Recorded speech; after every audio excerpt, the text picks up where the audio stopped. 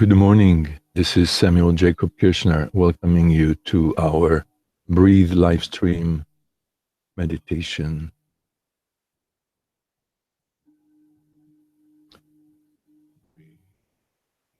This has been quite an eventful week. The weather has been as wonderful as I can expect, and I don't much expect weather anymore, but it was really great weather. I love this time when it rains and it's a little gray and you get to wear a scarf and a jacket, and there's a chill in the air, and yet everything is informing of in a moment summer will be here and it will get hot and humid and all the above. So I am really trying to cherish these moments. A couple of days ago, I was reading on Facebook, actually, that somebody I knew for a couple of years used to work at the place where I used to teach meditation for about 15 years, died, sort of like unexpectedly, suddenly. This man died of a heart attack. He was only 51 years old. And once again, I experienced that thing that happens sometimes when people die. You don't know how you will respond, how you will react to anybody's death, and I have lost my parents, my best friend, many, many, many friends, and my partner. And my reaction to actually when I was told that they died or passed on was always unexpected. In other words, you can't prepare for it. Really, you can prepare, but it's never what you expect. And maybe that's the truth about the present. I mean, I always try to imagine the present. In other words, what is it going to be like? A situation that I'm familiar with, I've done for years, and yet in the moment, it's always different than expectations. Maybe that's the nature of reality, the nature of the present, and why it is so important to own that, to own that meaning to accept and to have compassion for that tendency to predict the future, and often to negative predict the future. And it's never like we predicted. So when I heard about John's death, what came up for me really sort of like my first reaction was like, I can't believe it. John was the kind of person that I would say the angel of death would be shooed away by him, wouldn't want to like mess with him because he had such a ferocity about him.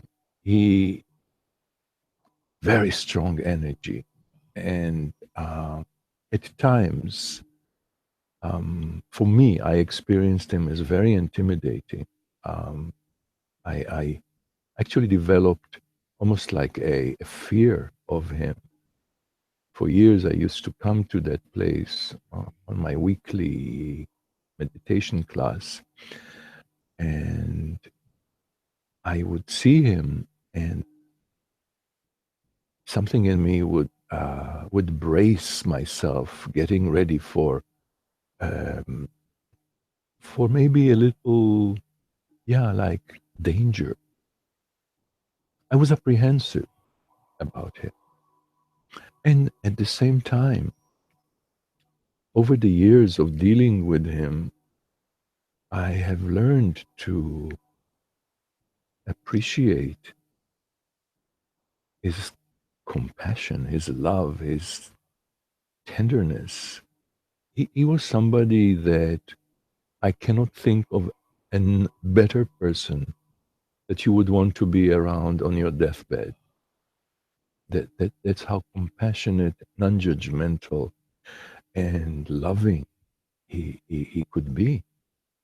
I remember that it particularly came true for me when I had to undergo a medical procedure that I was very, very worried and scared about. And he came to accompany me.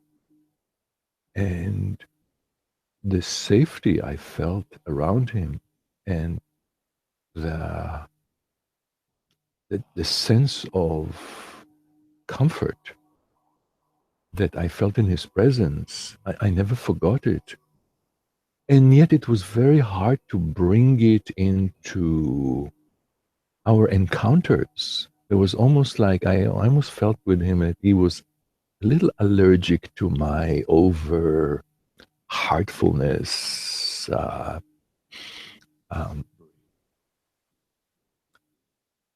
because I teach meditation, and my particular meditation is about opening the heart and breathing with ease, breathing love, and eh, I was a little afraid of his judgment or criticism, I guess, and for a good reason. I mean, he could snap and just like wipe you out. So, but over the last couple of years, I would bump into him in the city or in a coffee shop, and there was always a hug and a simpatico, a good feeling. And I mean, I got to tell him how much I appreciated his presence when I went to these procedures. And when I heard that he died, I felt stunned because it was very, very unexpected by me, at least. I didn't know that he was sick. He had a heart condition, and I didn't really know about it. He died of a heart attack. And so my first reaction was shock, startle, to hear it. But then I noticed that in my heart, I only felt love and compassion for him. And I really trusted also. I cannot say that I was sad. It was almost like a feeling of like, okay, it was his time. And it's not just like something, I say, one of these things that people say, well, it was his time. I really felt that, yeah, in this case, I don't get that this man had a lot of unresolved stuff. He was ready, and he also was not afraid of dying. So I felt about him the same way I felt about my partner Stan at the time when he died. That he was ready, and that maybe we do not die a moment before we are ready. I don't know. Um, but I also realize how much I want to keep positive around death and not make the dying process an enemy or something to be dreaded and threatened by. And it takes a lot of work because, it's our biggest fear, the fear of dying, and especially dying in agony. So it was a central event, particularly about healing. I really felt that I healed my relationship with him, and yet we didn't have a very close, active relationship. But it made a dent for me that when I heard about his death, I felt clear. I felt clean. There was nothing. Oh, I wish I did this with him. Or I wish I did not to do that with him, which comes up a lot when people we know and loved ones die. And so I can really say Rip, John, Reed. Um, thank you for gracing me with your presence, and I wish you all the best on your journey, and let's celebrate. Yeah, let's celebrate. I want to celebrate your life. I want to be one of the people who is going to say I love knowing this person, and I did some inner work around him, around my perception of him, and then what transpired. I only feel really love and and peace around you, and your energy is here, and I'm feeling it, and it really tells me that maybe, yeah, the body dies, the form in which we are here dies, but the energy not only remains, it's even stronger. And maybe to the extent that I am able to be clear of the negative, complicated emotions and projections that I have about anybody who triggers me, who triggers my feeling of safety or of comfort in the world. I immediately go into like, and my brain, part of my brain braces to some kind of a battle or a struggle or um, fear. And and it's so wonderful to work that out, to work that through, which brings me to why I do this work of meditation, this work of inner inquiry, this inner work that I've been doing for the last 40 years. And it is the most important work in my life. And that's also my vocation, so to speak. That's my work. I work with others to help them too um, breathe love into the challenges, the fears, the anxiety, the stress, the struggles that come up in the moment, and heal, become whole in a situation in which you feel divided and fragmented and unwhole. And my big point really about all of this is that we do have a choice here, of course, when we can exercise it. That is that, yes, we get startled, we get triggered, and we don't have control over that. I don't think so. It's a brain thing. I've learned to really appreciate that part of our brain is traumatized, and it's all geared to fight and flight and escape and make up this incredible story, this drama about reality that is not necessarily really happening. And to be able to tend to yourself, to take care of yourself, and to make a choice. Okay, this came up, the anger, the fear, the anxiety, the shock came up, and now I'm in the story of it, and I'm in the narrative. And at this point, I've had enough of it, and I want to bring myself back to a state of love, state of peace, a state of inner joy and celebration of life. And even just doing that, and I mean, I do it, I basically go to my mantra, breathe love. I breathe with ease, I open my heart, and I have compassion for my reaction. That's very important because there's a place in me that wants to blame me and say, there you go again, and get into this resignation mode. But opening the heart with compassion and actually asking the breath to wash clear and heal the state that I'm in right now. And, doing it for such a long time now, all I have to do is to just like consciously breathe love.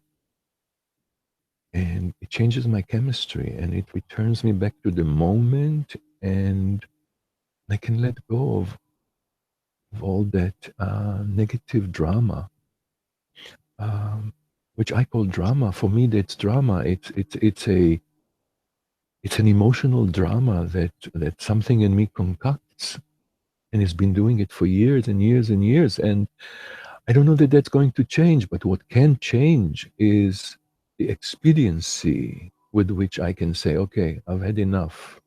This is suffering. Addicted as I may be to it, I want to stop. I want to transform it. I want to come back to love.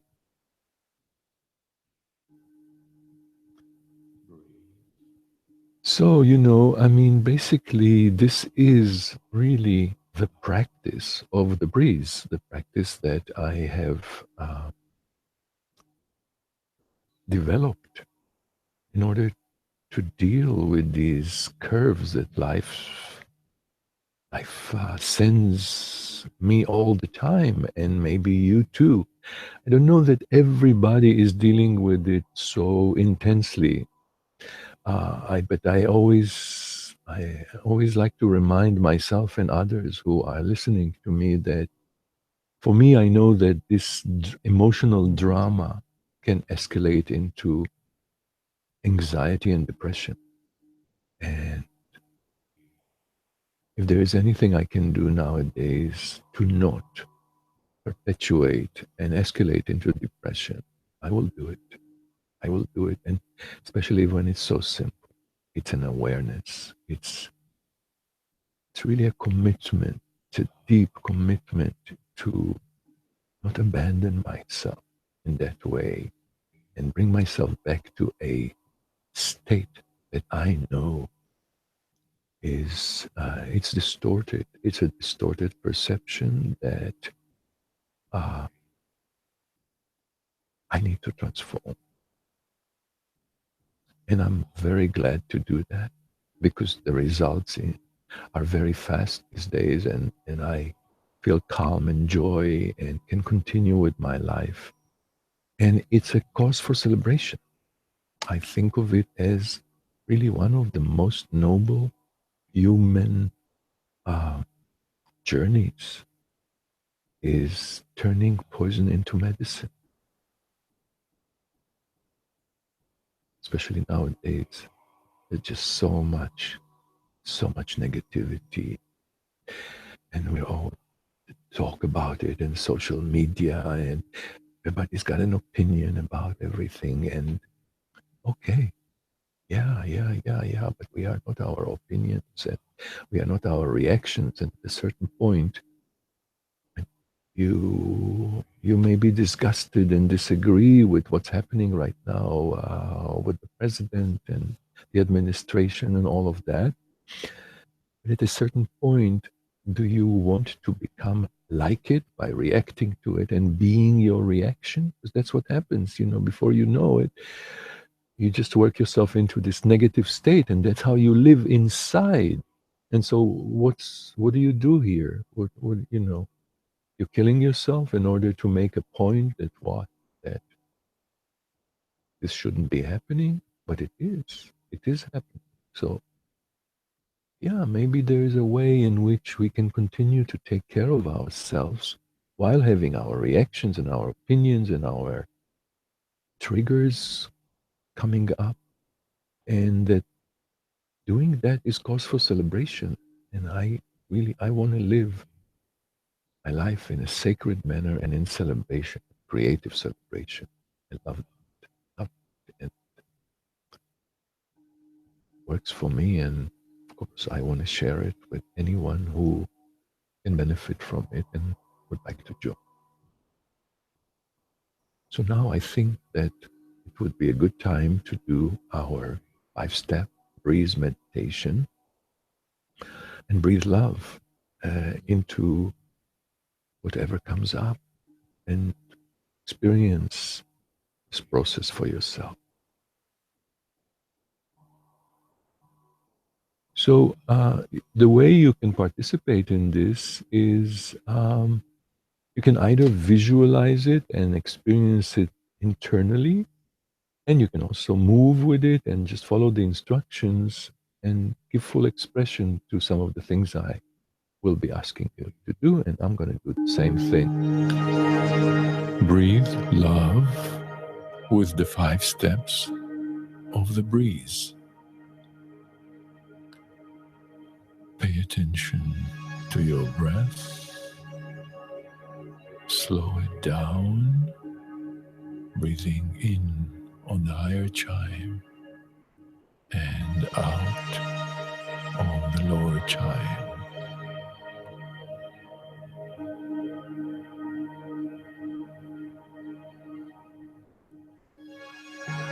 Be one with the breath.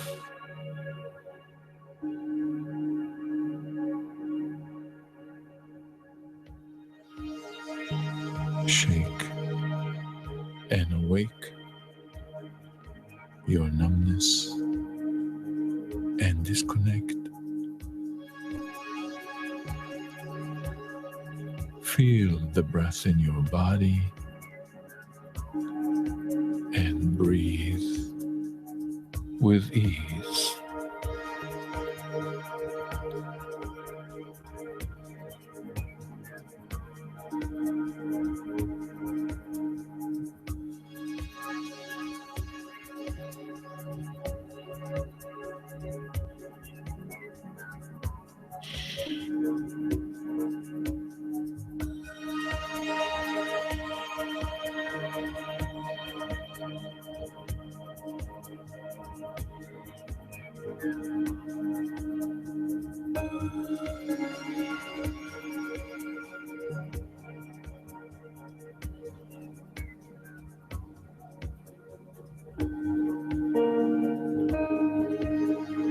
Flow like a river and let go.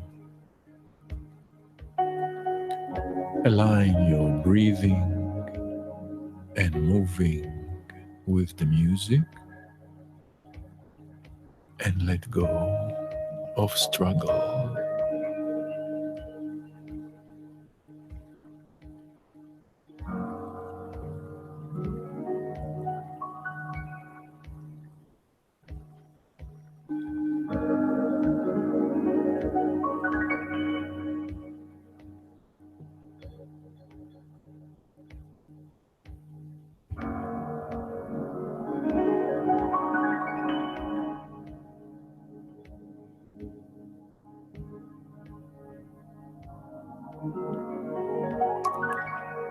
Stand like a tree and make space. Open your heart to the breath and allow it to heal and wash clear constrictions, pains, fears, and struggles.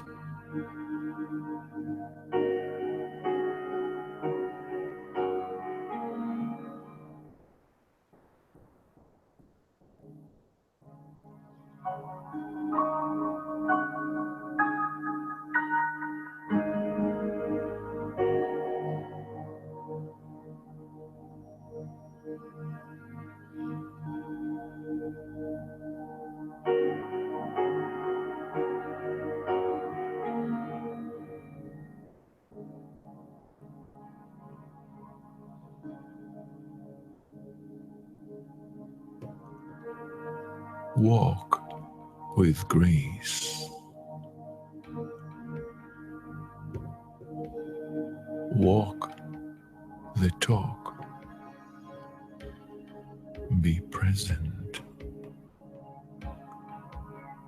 Find your authentic pace and discover your original self, moment by moment, breath by breath.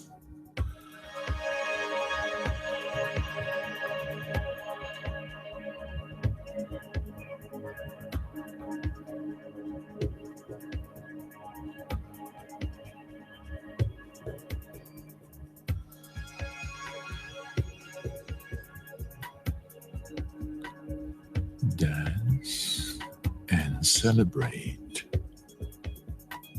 breathing love, the joy you were born with, your original self.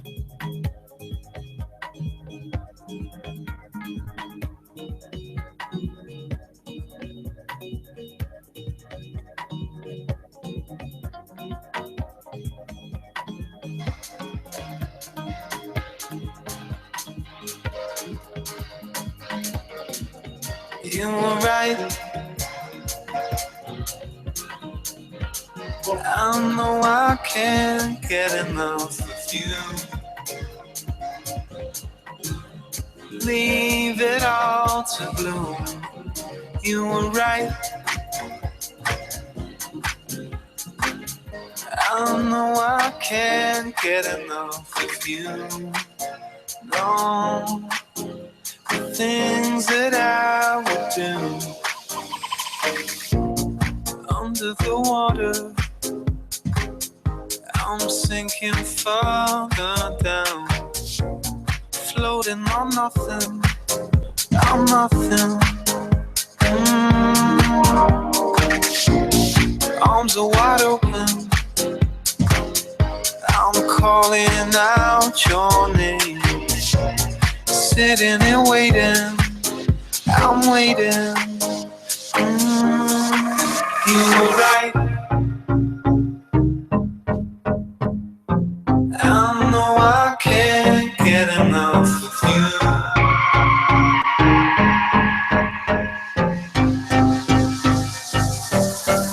You were right.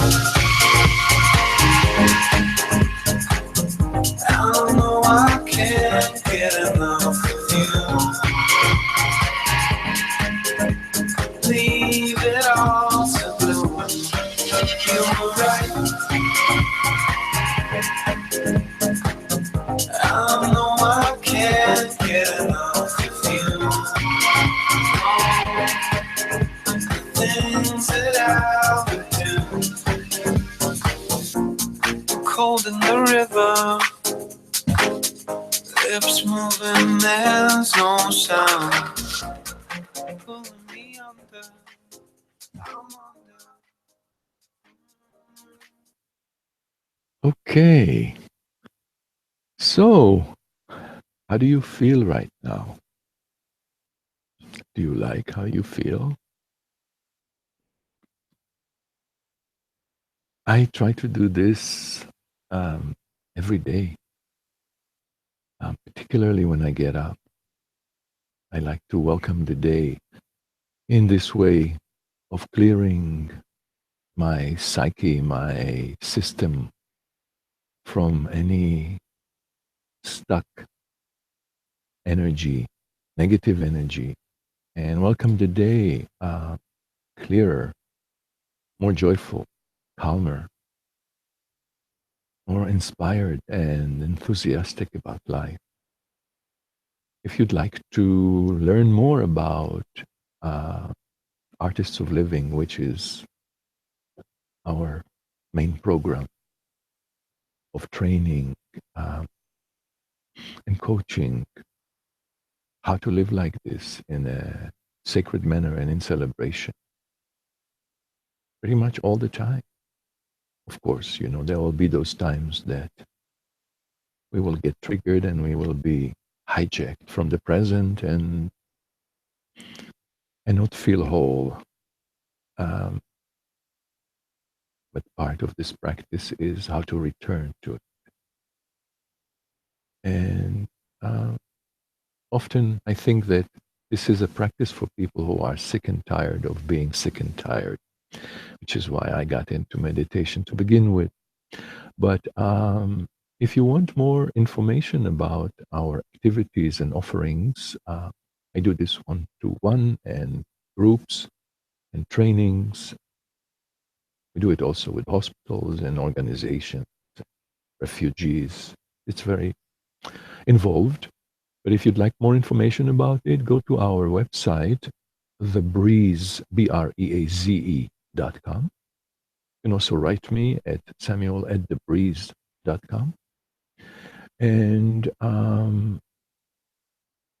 join us. Love to share this with you. So it's that time to continue with the day. I have a to do list, but I'm going to try and go with the moment, with the energy of now, and breathe love into whatever comes up for me. I hope you can do the same and have yourself a day filled with joy and ease. This is Samuel Kirshner, voice of the breeze, saying adieu.